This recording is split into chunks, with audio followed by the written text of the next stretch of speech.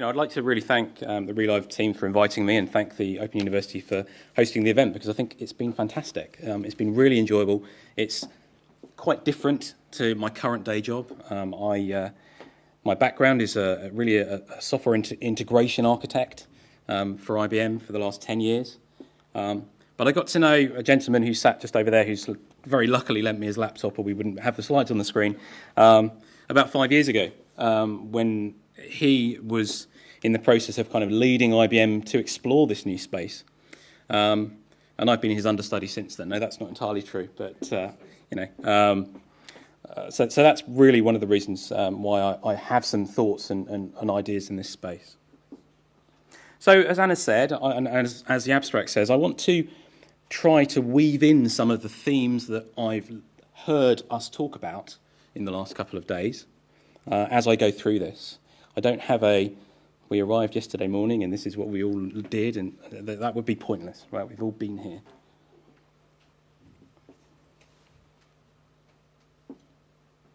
In the early 1980s, there were two production designers in the US who were tasked with creating a new television series. And what they were doing was reimagining an existing television series from the 1960s. You may see where this is going. They knew that they had a budget of probably about $1 million from Paramount per episode of this new series. But with various costs that would be associated with creating it, they needed a set design that was very simple, very clean, futuristic, and they wanted some props. And what they came up with for the crew of the next generation Star Trek USS Enterprise was a device which was called the PAD, Personal Something Access Device, I think. Very, very simple, very robust. If you're an extra on a TV show and you drop a bit of plastic on the floor, it's no big deal.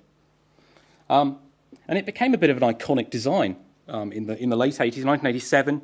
First episode of Star Trek The Next Generation was broadcast, and it's followed through in the design of additional Star Trek series. Only last March, one of the greatest CEOs of all time, Steve Jobs, stood on stage and presented Apple's new iPad product, which has undoubtedly created a brand new category of computing device, because everyone is now rushing to invent their own and catch up with Apple. In 1989, the filmmaker Robert Zimmerman and his scriptwriter Bob Gale imagined what the future would be like. What would the world be like in 2015?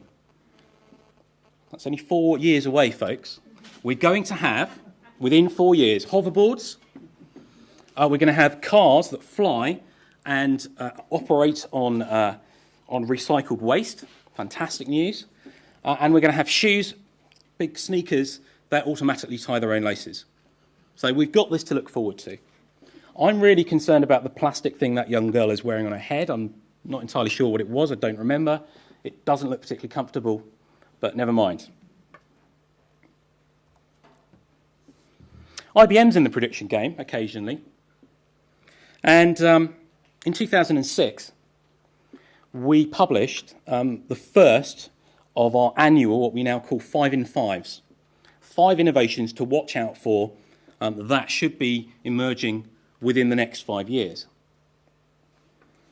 I don't know how many of you remember the 2006 5 in 5, or indeed whether you've looked at any of these, but let me put them up on the screen for you to have a look.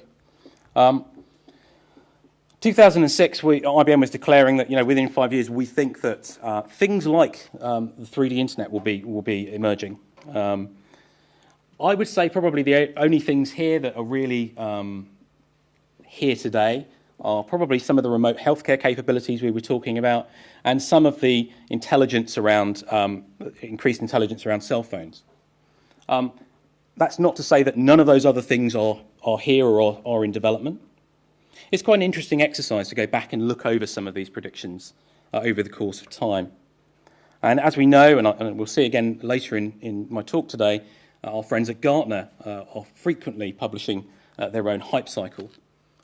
And it's quite instructional to go back and look at previous years' hype cycles to see which things have just magically vanished without a word of explanation. So within 5 years, 2011, there will be, said IBM in 2006, a 3D internet. I'm going to take a pause there, step away from predictions, and I'll talk to you a little bit about the experience of some of the things that we have done at IBM over the last 5 years, during Ian and Rue's time there, and since they've left as well. So part of our process, part of IBM's process, I should say, for doing these predictions is that every year we publish, or every 18 months actually, a Global Innovation Outlook, a GIO study. There's also a GTO study, a Global Technology Outlook. And in the 2005 Global Innovation Outlook, there was a piece published. You can, I believe, still get it on the website from previous years. I'm not 100% certain. There was a piece published that identified that players of massively multiplayer online games often carried many of the skills you would expect in highly skilled MBA students, and indeed in management roles. The ability to collaborate online, create teams from a multitude of different skill sets in order to go and do some quest, manage a load of resources. If you saw some of the best World of Warcraft players, they often had a screen that looked much more like an executive dashboard, covered with information about statistics, covered with chat windows, really trying to coordinate all these different activities going on. So gaming skills at that time were identified as being very similar in many ways to the skills that a high-level manager might need. And through the activities of a number of strands, IBM's a very large company, typically quoted as having about 400,000 employees from across different geographies and across different business units, very diverse. It's quite frequently the case that more than one group is beginning to explore the same set of things at the same time. We had some people in the UK who were starting to experiment with this new thing called Second Life that was beginning to emerge 2005, 2006. And we had people already working with people like the Chinese government on a Forbidden City project. And we had other people in the US who were beginning to explore different technologies. And IBM decided that they wanted to invest some money in investigating this stuff.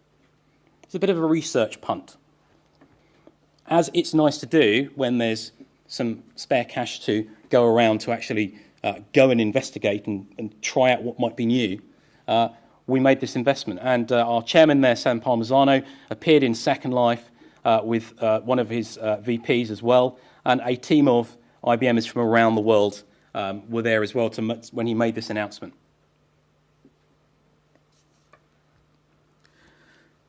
May 2007, and this is, as I say, just a kind of history, a little stepping stone through what's happened. We opened a virtual business centre in Second Life. You may or may not be familiar with it, but it was staffed.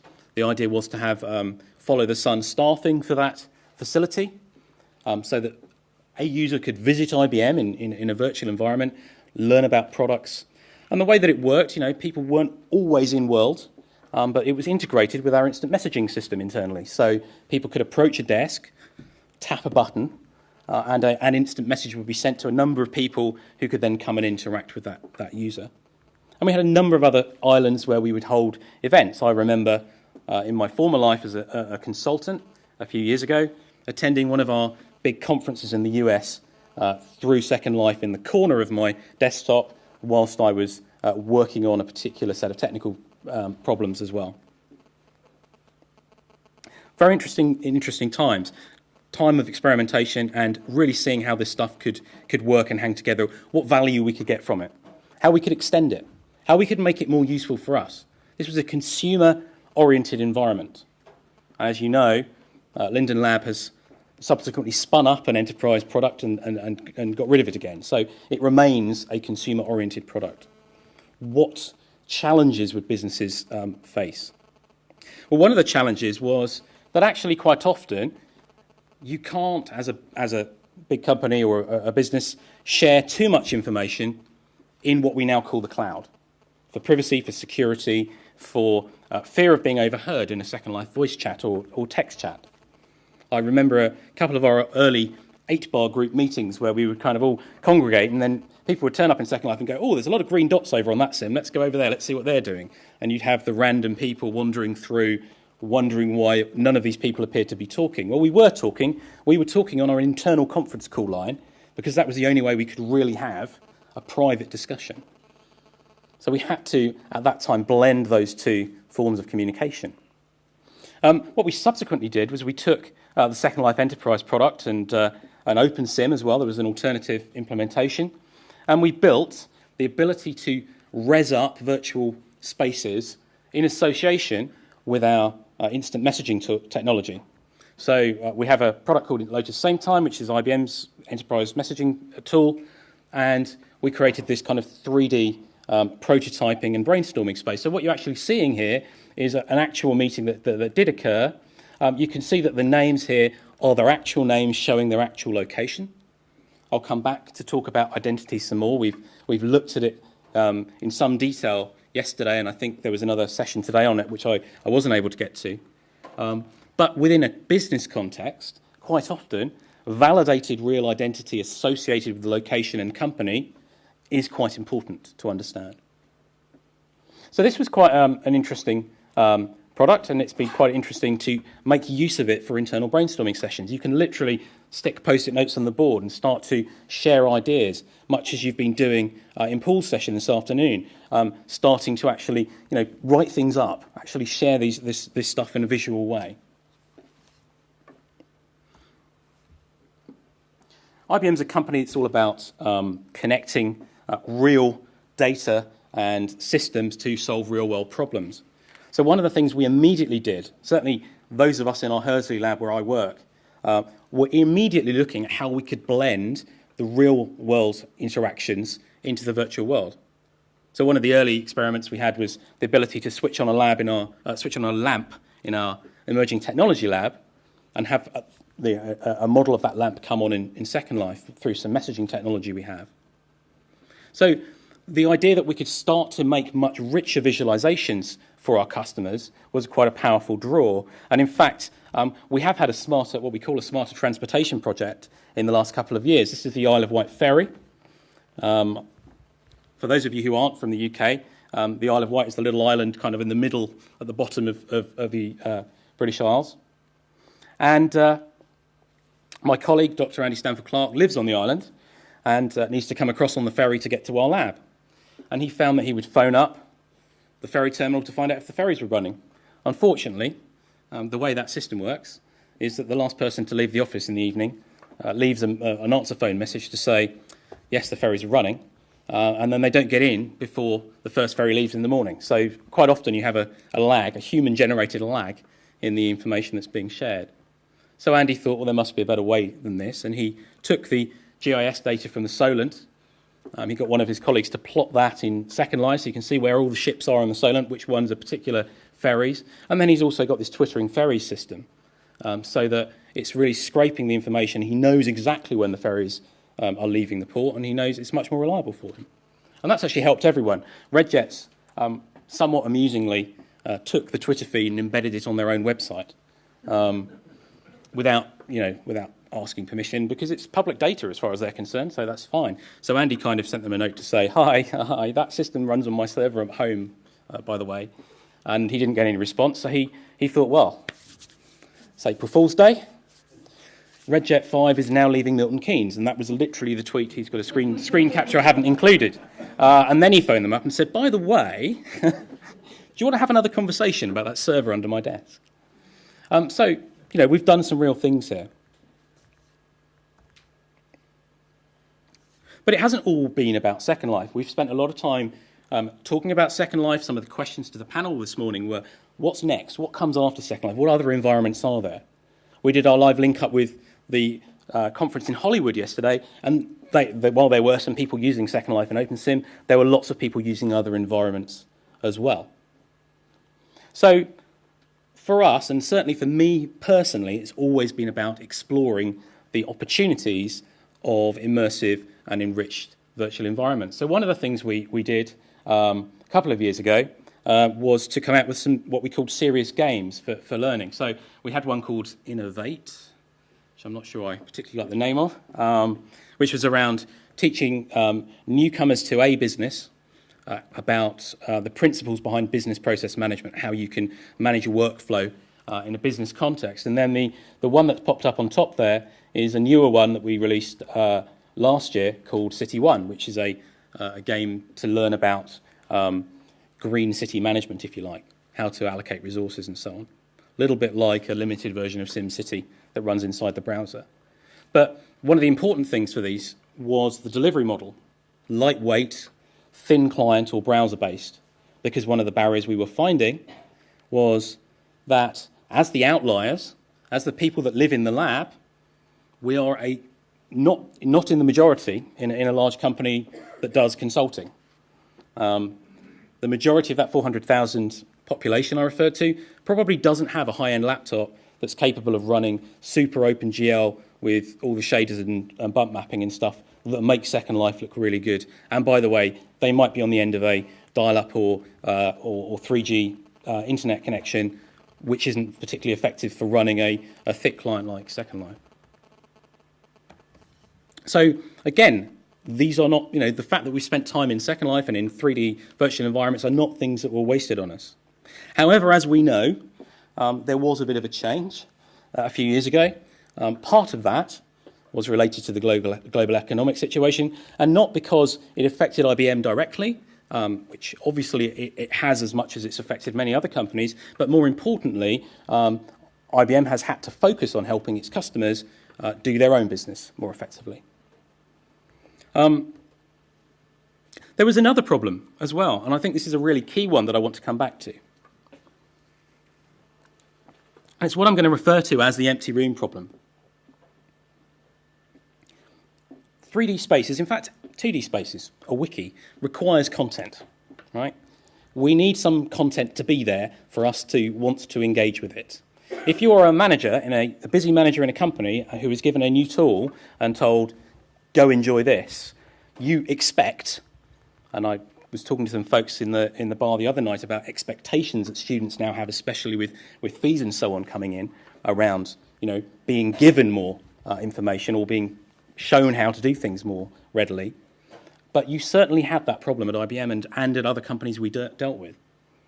If it's not immediately obvious how to do something within a few seconds, people get bored, frustrated, move on, go back to a tool they're familiar with.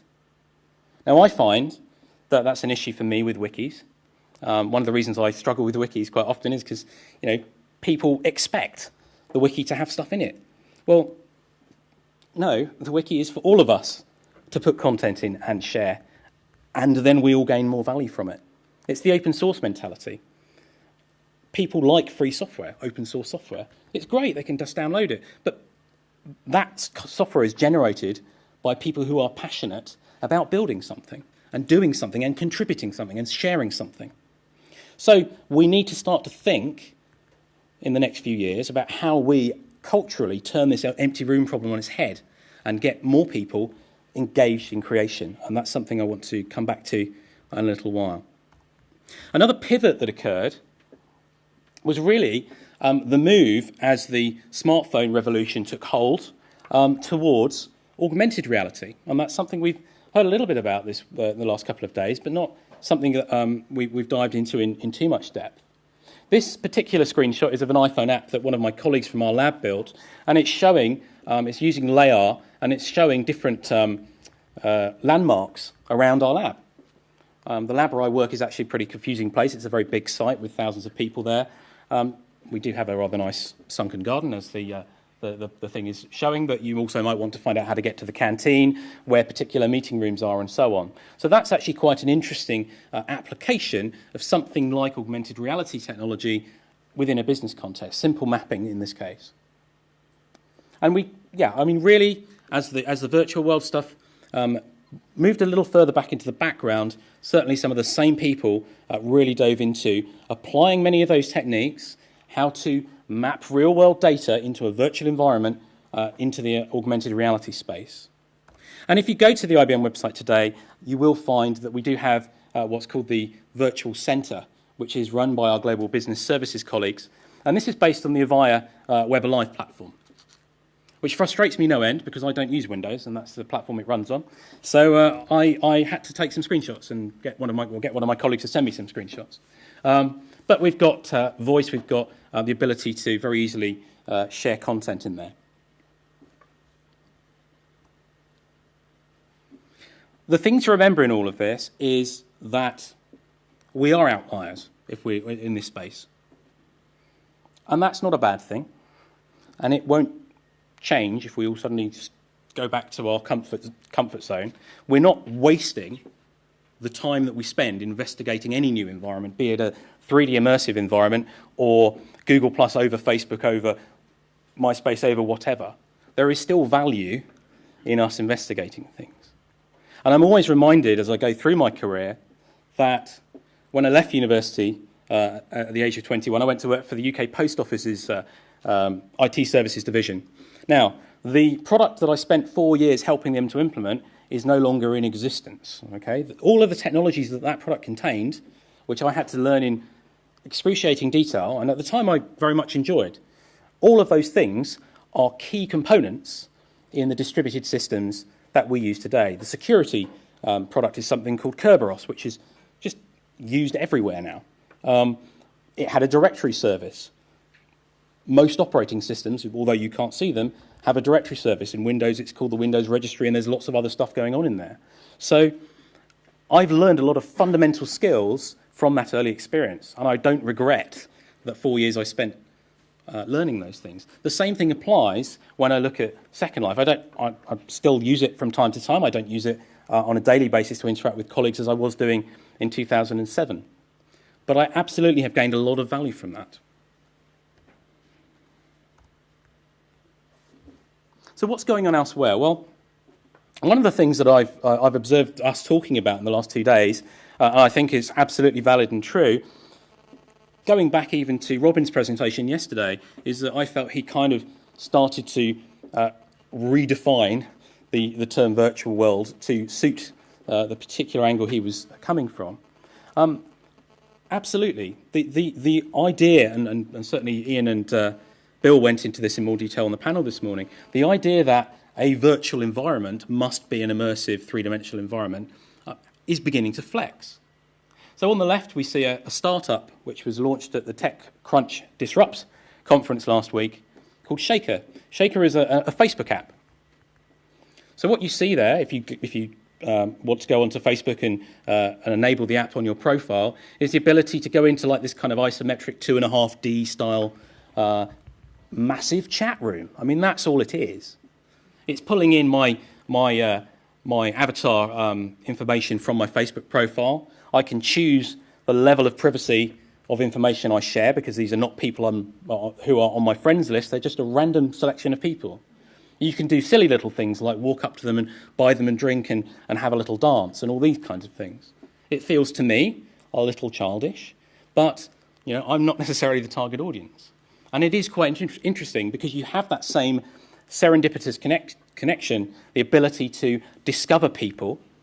Why are virtual worlds interesting? As Ian was saying earlier, well, you can see who's there. It's not the same as being on a conference call where you have to remember who beeped in at the beginning. You can immediately see who's in the space, who's standing closer to another group and taking part in their conversation. The same dynamics apply in that kind of environment. And as youngsters, in many cases, or even older people who are discovering the internet through things like their grandchildren being on Facebook, as is the case with my mother, these are new skills that they can begin to learn, the ability to start to interact in these spaces. I think the interface is very much in the process of getting out of the way. One of the problems we had at IBM with Second Life is always people being unfamiliar with moving around in a game-style manner in a 3D space. And you spent quite a lot of early time helping them to just understand the basics, how to stand, how to get dressed, how to move around. And those things still exist in Second Life today. However much they've tweaked the user interface, it's still a little bit specialized. On the right-hand side, And I'm glad that somebody did actually mention this during the last couple of days, because when I arrived and spoke to Anna and Paul the other night and said, so what do you guys think about this Minecraft thing? And they both looked at me blankly. I was like... I was beginning to wonder which conference I'd wandered into. No, that's not true. That's not fair at all. Minecraft is fascinating. It's very, very simple, but it's also incredibly rich. You literally mine materials, and then you can make things with them. And you can transform those materials by applying some physics to them. So you can heat up some sand to create some glass, for example.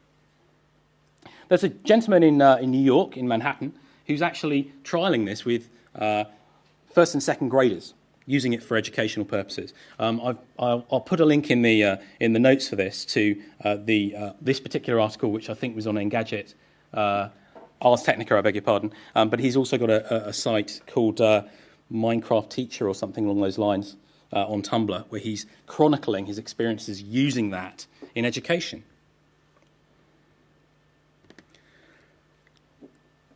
A couple of other key things are happening, which I think is moving us towards another point of, where we can make a transformation. The first one is the maker movement, which really started with the O'Reilly Make magazine taking off in the US. But we've just had the first mini maker fair down in Brighton. I was there a few weekends ago. Absolutely fantastic. They had thousands of people through the door over those 2 days. And they simply did not expect to get thousands of people through the door to come and look at a bunch of geeks with Arduinos and things. But they also had a room full of people doing crafts, making mosaics, and they also had a section where you could bring your children to learn to solder things. How much fun is that? It was awesome. Now, it could be argued that one of the reasons they had thousands of people through the door was that they had a full life-size Dalek going up and down the street outside, which the kids were getting excited about. But I'm excited about that too. So people are more prepared to start to try building things themselves. A lot of the technologies we've got, things like the Arduino, things like what we have on the right-hand side, I'll talk about a little bit more in a moment, are giving children a new opportunity. We went through a phase, somewhere in the late 80s, mid-90s, where we spent so much time compressing all this technology down into little magic sheets of glass that you're never going to take this apart and find out how it works. I used to solder things into my old Acorn computers, and that was kind of fun, but I wouldn't dream of trying to do that with some of these newer machines. In fact, the unibody Mac, well, it's not unibody just because it looks beautiful. It means it's really hard for users to go fiddling with. So this thing on the right is a new computer called the Raspberry Pi, which you may have heard about. It's being developed by a charitable foundation out of Cambridge. And the idea of the Raspberry Pi is, let's get back to the space we were beginning to be in the 80s with the BBC Micro programme, where simple computers are affordable for home and schools. And this is particularly exciting, I think, for countries where incomes are limited. The idea is that this board, and you can't see the scale here, that board is about the size of 2 business cards, and when they launch it in November, they're hoping to shrink it to the size of a business card. You've got HDMI out, so you can just plug it into any modern television, 2 USB ports, so you can just attach a couple of peripherals, an Ethernet port, that's optional actually, and some power, and that's it. And that will run a full Linux operating system. Now, one of the things that the makers have talked about is, yes, it will run a full desktop, but wouldn't it be interesting if it booted to a black screen with a little Python prompt, so you had to type something and learn some programming, like we did with the BBCs, and you had to... you couldn't do anything until you typed 10 print hello 20 go to 10, right? I mean, and that was fun. And again, back to the Maker Faire, they didn't have the Raspberry Pi, but they did have a load of BBC Micros from the National Museum of Computing there. One of them had Elite, which was awesome. Child of the 80s, sorry. And the other two just had laminated cards with BBC Basic programs on them. And the number of children who were sat down typing these things in, and then you'd have some of the people of my generation help them debug some of the things where they'd missed a colon or whatever. Fantastic. We are getting back to the point where you can engage with technology at this level again, both in hardware and software. And that's tremendously exciting. So what I would like to achieve, and this is one of my calls to action really, it's something that I'm very passionate about at the moment, as you may gather, is the idea that not only should we be investing in education, but we should be helping people to have a culture of creation, to get round this empty room problem. We should make it much more an individual's responsibility, in my opinion, to carry their content and knowledge with them and to share it more freely. And then you don't have this expectation that that room that I enter in Second Life or in any space is boring because there's nothing in it. We can bring our own ideas. We can actually share and create new things. The simplification of a lot of the development tools we're seeing as well is really helping us to get to that space.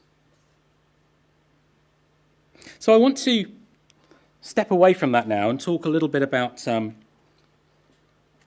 trends I think myself are interesting in the same context and may emerge over the next 5 years. Here's my attempt at getting predictions wrong, if you like.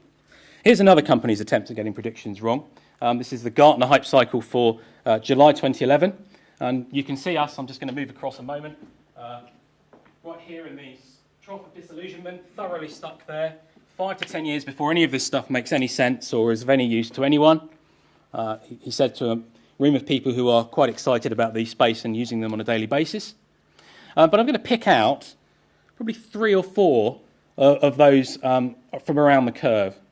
I'm not going to leave that one on the screen at the moment. So, first trend, and it came up this morning, 3D printing. Gartner have got this sort of 5 to 10 years. I think the acceleration around this, the number of times I've seen 3D printers in the last year has dramatically gone up.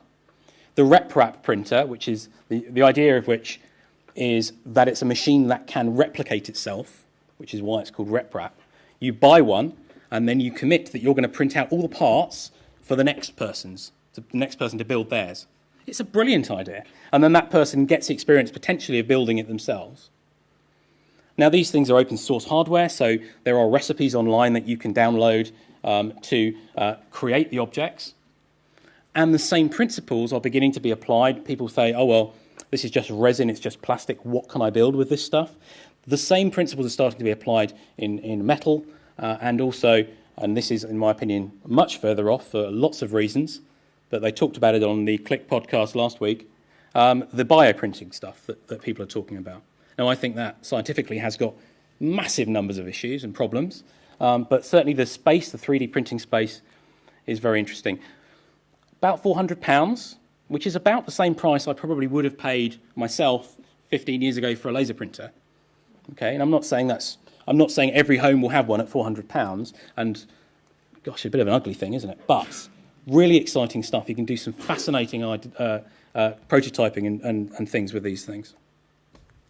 The second one, and this is something that I believe is already here, is the merging of social streams with broadcast. And I've put TV/broadcast because TV is just an instrument, right? It's just a device that hangs on a wall. Broadcast generally is much more interesting. So this photo is actually taken by my friend Mr. Rue Reynolds, who I believe has been a former speaker of your illustrious conference.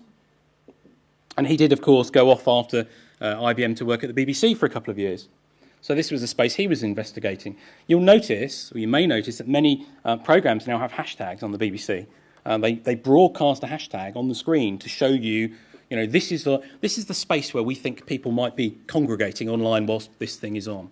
Programs like The Apprentice here, Doctor Who, other things, it's really good fun to interact with people who you know or have never come across and discuss things in real time. It's like, sitting at the pub and watching the football and arguing about the players. So I think this sort of thing is going to become much more apparent. I'm not convinced that we will find that these things merge into the television. So, for example, you'll notice that Rue has a stream on a laptop off to one side. And I think I would become incredibly distracted if I couldn't keep dipping off onto a phone or a laptop or a tablet or some other screen to choose to partake. If I had all of that stuff superimposed down one side, that would annoy me. But I think we're here. I think, again, this is on the Gartner Hype Cycle. They're saying that it's going to be a five-year emergence. I think it's here. I think we're right at the beginning of this already.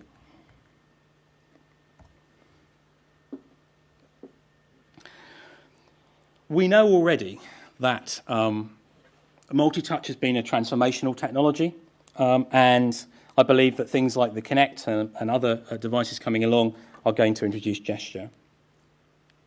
Now, I grew up in the 80s. I'm thoroughly familiar with keyboards. I like keyboards. I can type fairly fast on a keyboard. I can't type particularly fast on a screen. I like the idea of a mouse. I'm still struggling from time to time with the idea of a touchpad or a trackpad. But that's me, and that's us, probably, in this room. If you watch any child today, they are immediately familiar with the concept of a touchscreen. And so much so, and I think Anna or Karina said to me the other day that Karina walked into her hotel room and seen a big button-shaped thing on the screen and had tried to touch it. That's the expectation. Children will walk up to the HD TV and touch the character, expecting the character in their cartoon to do something different. It's an expectation. It's just the way they're learning. And these things are not going to go away. And that's one of the reasons why when Facebook tweaks its design, as they did yesterday, or some change happens to the desktop operating system, I don't immediately go and revert to all the stuff that came before, because these things aren't going to go away. We all need to keep evolving. We may or may not agree with the change. In the case of Facebook, I've noticed there's a rather entertaining petition to have Facebook to revert all the changes, which I'm sure Mr. Zuckerberg is quaking in his boots about. These things move on, and in particular, I think the way we interact with a computer today, its days are limited, and we can see the beginnings of how that's changing. I can sit in my front room now, and if I hear some music playing that I don't enjoy, I simply say Xbox next, and it just puts me onto the next track. It's fantastic. It's back to Star Trek.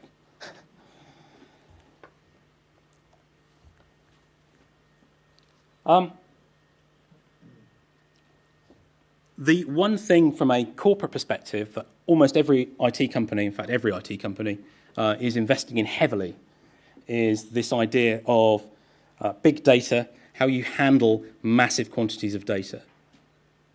And I'm absolutely not here to do any kind of sales pitch for the company I work for, but I will simply say this. This is our Smarter Planet logo, and the concept behind it is, I think, something quite easy to grasp onto. And it is that we have an increasingly instrumented world. We walk around with a massive number of sensors in our pocket. In fact, on Android, you can get an app which shows you what all the sensors on your phone are doing at any one moment. And you've got magnetrons and gyroscopes and GPS, all kinds of things in there, temperature sensors in this very small packet. And it can record data as it moves around. Google sent one of their phones up to the space station just with a simple app which literally just recorded sensor data and took photos so that they could map all of that information together. So as the world has become more instrumented, if we can bring that information together in more interesting and tie it up in more interesting ways, correlate it, it comes back to that visualization with the oil rig that I didn't dive down into, but the idea that we can start to actually literally see when there's a dangerous build-up of pressure on a particular pipeline. We can start to do more intelligent things for our planet. We can start to literally use the nervous system that we have deployed almost by accident because, most of these companies aren't actually cooperating. They're building their own sensor networks. We can start to use that nervous system to do better things for us as humans, to connect with one another, to learn better about each other, and for the planet. EDA, by the way, in case you haven't come across that acronym, refers to event-driven architecture, the idea that as these events are generated and they're correlated together, we can start to respond. So that's absolutely the space where IT corporations are investing, and it's something to watch. And the last trend I want to call out is not something that Gartner has on their cycle, but it's definitely something that I'm interested in and passionate about and concerned about, and it's this one. We are in the process or in the midst of what have become known as the NIM wars. If you're on Google Plus and you have any kind of virtual identity, you may be aware of this. Google Plus requires or strongly suggests and will remove any Ian Hughes who happen to include the word ePredator in his name from their system. because, everybody should be a real person, according to Google, in this context. And yet, on some of their other services, they're very happy for you to have a pseudonym. These are my different identities across different gaming platforms and worlds. Only one of them is called Andy Piper, the rest of them are called Lost Rinky But I'm Andy Piper on lots of different social networks. It makes sense to me. I'm very comfortable with the way I present myself. There are very good reasons for some individuals to use a pseudonym. There are vanity reasons for other users to use a pseudonym. And one of the very interesting things I learned from some of the discussions about identity yesterday is also that sometimes the virtual space that we're in doesn't actually help us to express our own identity, where, for example, for cultural reasons, some students were preferring a much more conservative form of dress in the virtual world to match their preference in the real world. So this identity thing is really going to be a difficult one for us as a society to deal with. Because from Google's perspective, it's an engineering problem. Everything from Google's perspective is an engineering problem, by the way, in case you weren't aware of that. You should have one identity. Now, isn't that fantastic? Because if you're a government, it would be fantastic if everybody had a single identifiable DNA strand, passport, and you were that one person, and you didn't have all these funny names you could run around causing mischief under. I'll be removed from the internet in a minute. I won't use that other word that Ian did. So governments love the idea.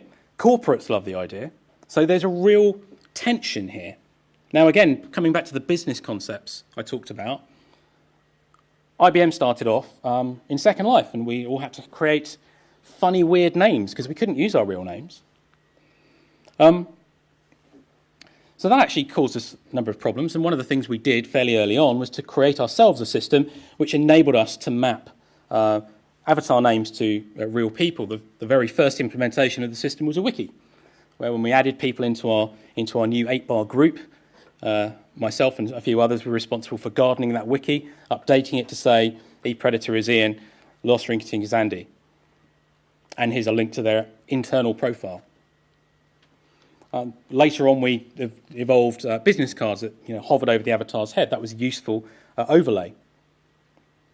This identity thing is going to be a struggle, and I don't know the answer because I can see arguments on both sides that say there are good reasons and perfectly fair reasons to choose a different name in different environments. But I can also see, and I genuinely am concerned about the reasons why companies and governments may choose to restrict us. So I'm nearly at the end of the 45 minutes or so that I had to talk to you today, and I just want to close off with a few final ideas.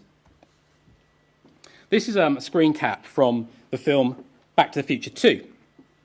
As you can tell, I'm a bit of a fan of the Back to the Future trilogy.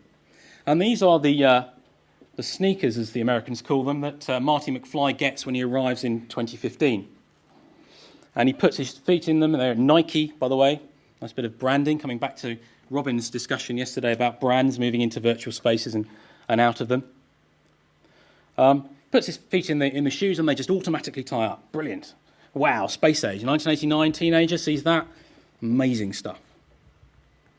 So, interestingly, this month, Nike released these shoes. I haven't included the video. If you go to YouTube, Nike's YouTube channel, if you search for Nike Air Mag, you can watch the video. It's brilliant. Fantastic bit of marketing, because what they've done is they've got Christopher Lloyd, who played Doc in the original films, to cameo in the episode. It's brilliant. Really, really cool ad. But more interestingly than that, a fantastic guy, Alex Jones, who's known as Orion Pax online, gave me permission to use this photo of his, which is one of the new Nike Air Mag shoes made out of Lego. And we come back around to creating things out of Lego or blocks or interesting stuff. He also asked me to tell you, by the way, that this is available to buy. The Nike Air Mag shoes were released for charity in a very limited run, with the money going to Michael J. Fox's Parkinson's charity, which I think is fantastic. Now, the one thing that the Nike shoes actually don't do, they have all the lights, which was the other feature of the the trainers, and they look like the trainers that Marty McFly wore, they don't have power laces. There's a great joke in the ad, if you get around to watching it, about that. So what else did I talk about? I talked about the shoes, the flying car, and the hoverboards. Well, we're getting there, guys, all right? As far as I'm concerned, I'm giving up technology when we get to the hoverboard, okay? That's it. My life is complete. We're very nearly there. This is another gentleman from the Brighton Mini Maker Fair who's built a gyro board. Just take the wheel out. I mean, and assume it will float. The thing in his left hand there is actually a Wii Nunchuk controller. This is an electric vehicle, and it's self-balancing. It's awesome. It just doesn't float yet. Thank you very much. I have really enjoyed your company. I've enjoyed meeting and speaking with those of you who have had the opportunity to do that with. If you have any questions, any further thoughts you'd like to share or ask about, then I'll be delighted to take those.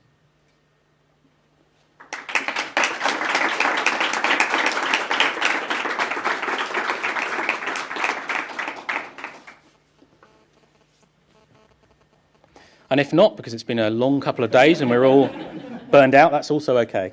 As I said to Paul earlier, I think actually being tired at the end of a conference is a really good sign you've probably engaged and learned and listened and stuff, so that's cool.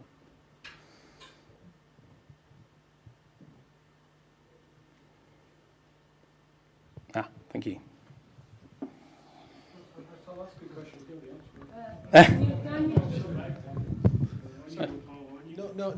No. It's just interesting when you'd be familiar with the NMC horizon scanning process. Yes, I am. Yes. Yeah. And they identified in the near term e-books as a big issue. Just like your thoughts on that. I haven't come across what NMC have said about e-books. E-books as being a short-term technology that is going to have a massive impact on education. Yes. So one of the things that we're struggling with at the moment, again, bringing it back to my day job, because that's, for me, that's the physical stuff going on. IBM is famous for the massive manuals that it used to ship out with every typewriter and machine. And then we moved to PDFs, and now we've moved to web, and now we're thinking, how do we actually extend that delivery to the ebook space? You're absolutely right, but it's actually very interesting. Assuming that we can do it right, and we can get the costs right, then we could have a really good opportunity to extend the amount of knowledge that can be shared with children and people in education. I don't have any particular view other than, yes, ebooks and the ability to consume in those new formats are absolutely important. I love the Kindle. I think that's a great innovation. In fact, I like to tell people I only got my Kindle because I was getting my mum one for Christmas and I couldn't support her with it if I didn't have one. But it's definitely it's changed the amount of literature I have to carry around with me. It's great fun.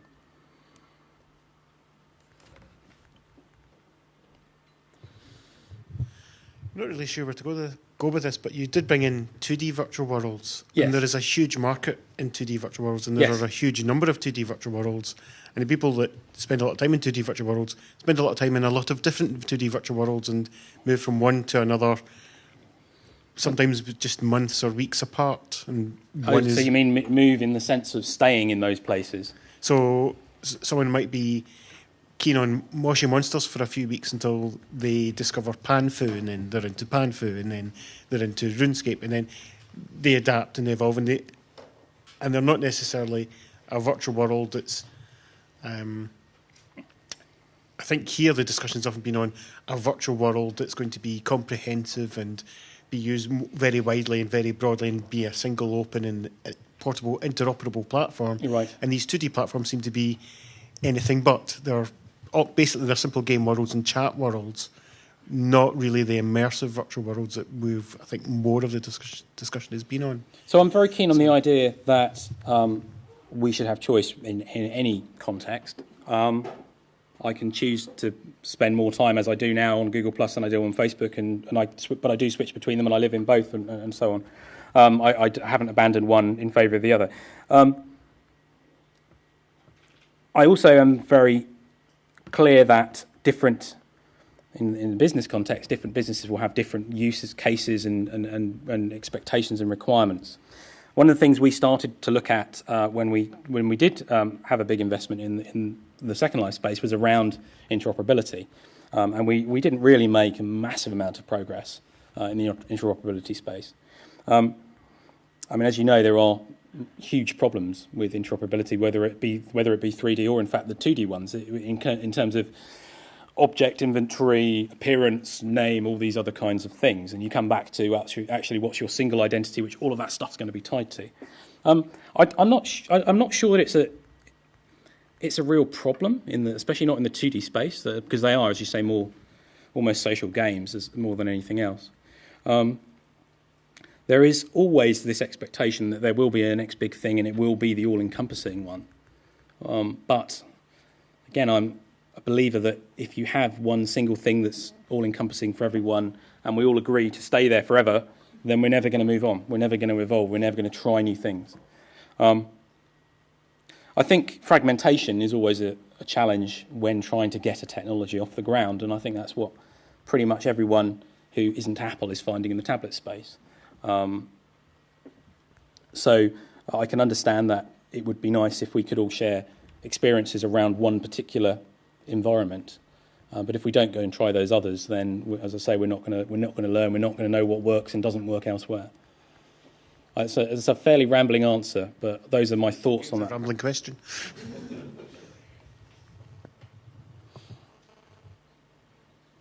Hi. Lady's just coming with the mic. Sorry, gentleman's coming with the mic. Thank you. Yeah, thanks for the talk. Really, really interesting. When you attended educational institutions, school, college, university, do you think the experiences you got there, did they prepare you for the job you have today? And does it matter? That's a great question. So I did a history degree. So quite often, people in technology are surprised to hear that. For me, I've been quite fortunate because I've just followed what I was interested in all the way through. So I got to the end of my 5th year and was asked to go and do A-levels, and I had the science teachers courting me to go and do their subjects and the arts students, and I just went and did arts because I was interested in history and classics. Did my learning of those subjects prepare me to be an IBM IT consultant? Absolutely not. It was all about the peripheral learning that I chose to do because I was passionate about programming computers and playing around with tech and playing games and all kinds of other things. It's a really interesting thing about the university system, as I understand the goals, is about helping individuals to really unlock their potential rather than teaching them a bunch of facts, right? The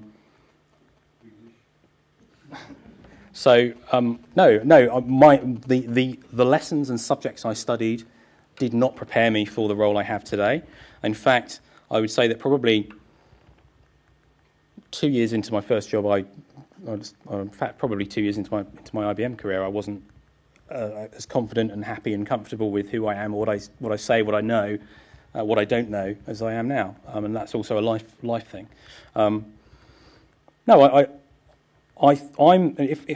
So one of the things I'm very excited and passionate about, as I've said to a few people over the last couple of days, is what I perceive as our problem in this country in particular, but I'm sure it exists elsewhere, with IT as a subject. Because when I studied IT and at school and computing, we learned a little bit about typing and word processing, but these were the early days of those things. And I had an Acorn Electron at home, but I didn't have anyone to copy or emulate. The average child today doesn't need to be taught to use a word processor, a web browser, and the other things, right? They watch it, they see it, they know more than you before you do, right? They can reconfigure your desktop faster than you can. So wouldn't it be more interesting if we could strip that down, and this is a brainstorming process, but this is my thought process. Number one, computing devices are going to remain broadly the same for a while. They will have a processor, some memory, some input and output devices. They will change shape. They have repeatedly over the last 20 years. So let's get them to think about the fundamentals. And I've tried to have those conversations with my own nieces who are 5 and 7. So I'm kind of interested in that to start off with. The other thing we didn't have when I was growing up really was an internet. I mean, the internet was there, but it wasn't really available, accessible to me as a 10-year-old. Distributed systems, understanding where knowledge and data exists and who owns it and how to get to it is really important as well. So there's those two things. And then after that, you get into, all right, prototyping, playing around with a little electronic board like an Arduino and a little bit of programming, because as Bill said this morning, and I nearly stood up and just applauded him on the spot, if you are not programming, you are being programmed. Absolutely.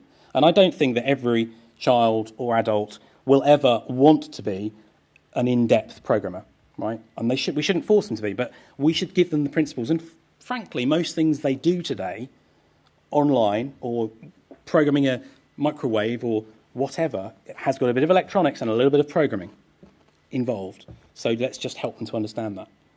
So that was an extended and rambling answer to your question, but that's something that I'm really keen that we should, as a country and a community, focus in on. How can we shape that?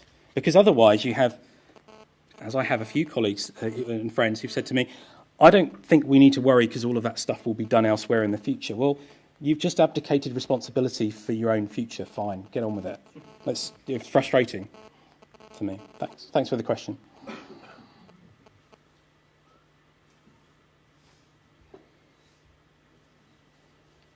Go on, Derek. Don't ask me anything about gravity. I don't know. It floats upwards. You mentioned the empty room problem. I wonder, where do you stand on open source content or a community of content, particularly with respect to intellectual property? Or is that too big a question for this time of day? No, it's not too big a question. It's something that I personally struggle with. I'm an open source advocate. I like what can be achieved. I have a patent to my name. I'm proud that I have a patent to my name, and I'm ashamed that I have a patent to my name, because in particular in the software and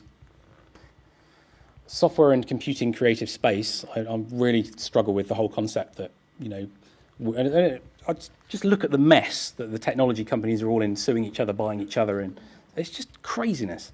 All of that resource and money could be spent on something that makes people's lives better instead of just suing one another. So on the other hand, I work for a big corporation. I understand that money makes the world go round in that context today. I understand that people should have some ability to protect, something genuinely new and innovative and exciting. But I don't know.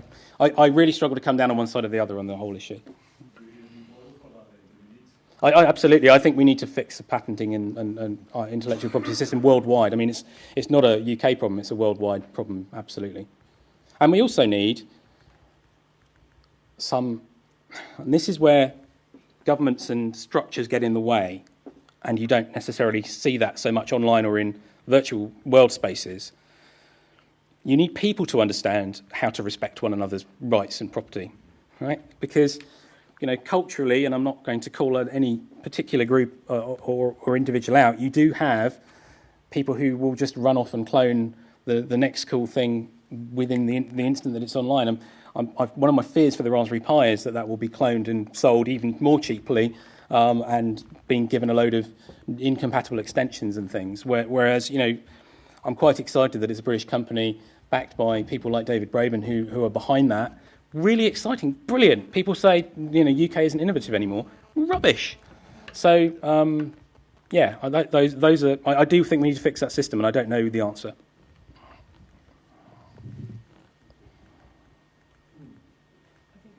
Yeah, we're up to time. So thank you so much for all the questions.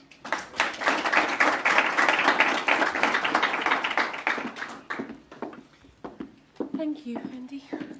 I think it's probably the hardest job of the whole conference to come in at this time of day with a crowd of people who are absolutely knackered and their brains are full to here, and still be as entertaining and engaging. And I can see everybody is sitting in such a way that they have been paying attention and they're not just and they're not just falling asleep and waiting for time to go home. So that was fascinating. Thank you, Andy. Really appreciate it.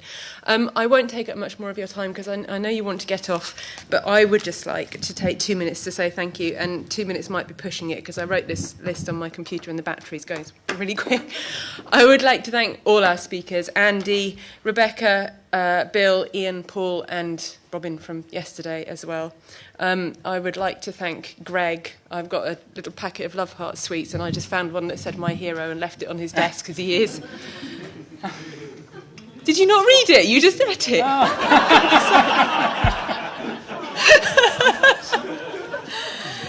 No, that's that gesture gone then, isn't it? People have been telling me how well organised they found the conference, and people have been thanking me, which is completely erroneous. You need to thank those ladies over there, particularly Diane. Put your hand up, please, Diane.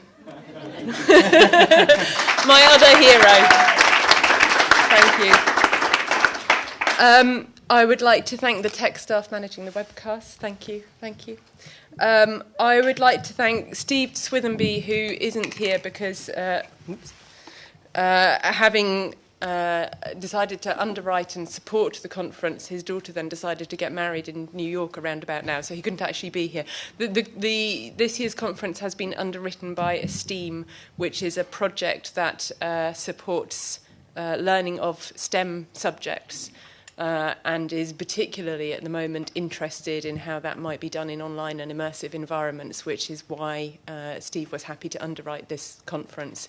Do have a look, it's on the OU website, and just search for Esteem.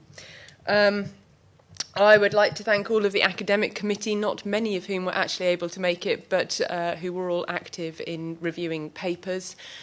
We did actually have quite a few more papers than we accepted, and although we were aware it was going to make the conference smaller than perhaps we might have particularly planned for, we thought it was worth it to make sure that what we had was quality. And from what people have been saying, that has really come through. So thank you all for doing such brilliant papers and presentations, and thanks to the academic committee for making sure that happened. And then last but by no means least, the organising committee, not just Diane and Catherine and Gail and Kat and Anne, but Mark and Anne Adams here, and Helen Yannikopoulos, who's not here, and Nick Braithwaite. And I think that's it. Which is you. So we've just got this. So I have to say, without your imagination, enthusiasm, perseverance, none of this would have been possible at all. So I think we owe you a big round of applause for all of this.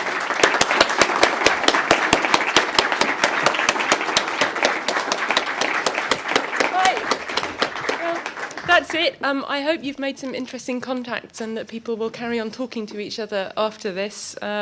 We will be issuing a book, and you're all on a mailing list now, and we'll make sure we keep you up to date. There will be an archive website where we'll put links to just about everything that you might want to be able to download. If you've got any questions, do email me or the ReLIVE mailbox, and have a safe trip home. Bye.